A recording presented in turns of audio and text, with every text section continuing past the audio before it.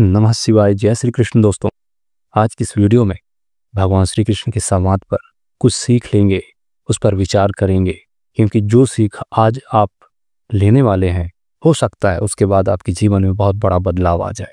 बहुत से लोग कर्म करो फल की इच्छा मत रखो के सिद्धांत को अपने हिसाब से समझते हैं, परंतु ऐसा बिल्कुल नहीं है।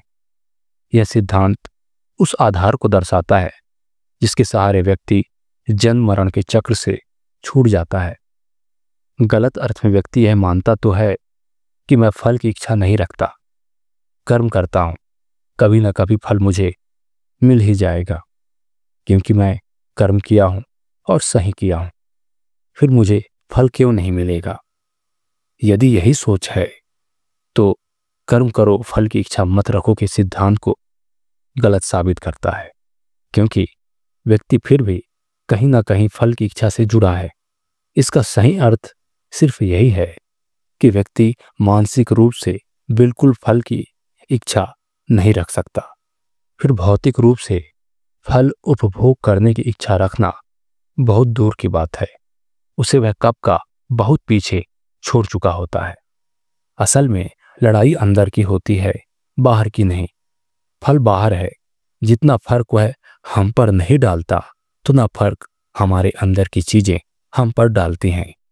इसलिए कर्म करो फल की इच्छा मत रखो कि इस सिद्धांत को सही अर्थ में आप सभी को समझना बहुत जरूरी है। यदि कोई व्यक्ति इस सिद्धांत को गलत अर्थ में ले लिया तो अंदर से कभी भी फल की इच्छा का त्याग कर ही नहीं पाएगा, और भगवान श्री कृष्ण का जो उद्देश्य है उसकी प्राप्ति उसे कभी नहीं होगी। और यदि दूसरे तरीके से इसे गलत समझ लिया तो व्यक्ति फल की भी इच्छा नहीं रखेगा और कर्म भी नहीं करेगा, अर्थात कर्म करने में उसकी रुचि ही नहीं रहेगी। यदि ऐसी स्थिति उत्पन्न हुई और मृत्यु उपरांत उसे मुक्ति नहीं मिली तो स्वाभाविक है उसे नया जन्म मिलेगा।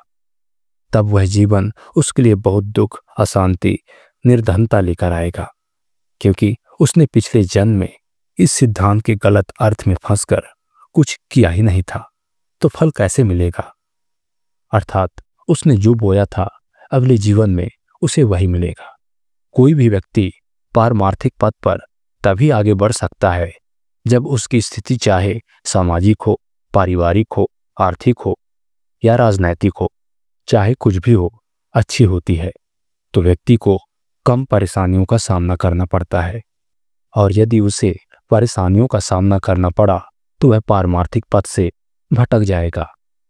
निर्धनता के कारण उसे जीविकोपार्जन के लिए धन की आवश्यकता होगी, जिसके पीछे वह दौड़ेगा। सामाजिक या पारिवारिक समस्या आई तो शांति बनाए रखने के लिए समाज या परिवार के पीछे उसे दौड़ना पड़ेगा। इस प्रकार ऐसी बहुत सी समस्याएं हैं जो एक व्यक्ति के जीवन में आएंगी, जो उसके पारमार्थिक पथ में बाधा बनेंगी। इसलिए कर्म करो फल की इच्छा मत रखो कि इस सिद्धांत को सही सही समझना जरूरी है, नहीं तो इसका लाभ व्यक्ति को नहीं मिलता। इसलिए बिना फल की इच्छा के कर्म किया जाता है और कर्म करने में भी भारी रुचि जगाई जाती है। ऐसा नहीं किया जाता कि कर्म भी नहीं करना है और फल की इच्छा भी नहीं रखनी है। कर्म को भगवान की सेवा समझकर और मानव की सेवा समझकर करना ही होगा। अपने लिए फल की कोई भी इच्छा नहीं रखना होगा। यही कर्म करो फल की इच्छा ना रखो का असली सिद्धांत है। इससे व्यक्ति मुक्त हो जाता है, परमात्मा के परम धाम में विलय हो जाता है, क्योंकि कर्म करो फल की इच्छा ना रखो के सही समझ और कर्म से उसकी इच्छा संसार को लेकर अब शून्य हो चुकी है।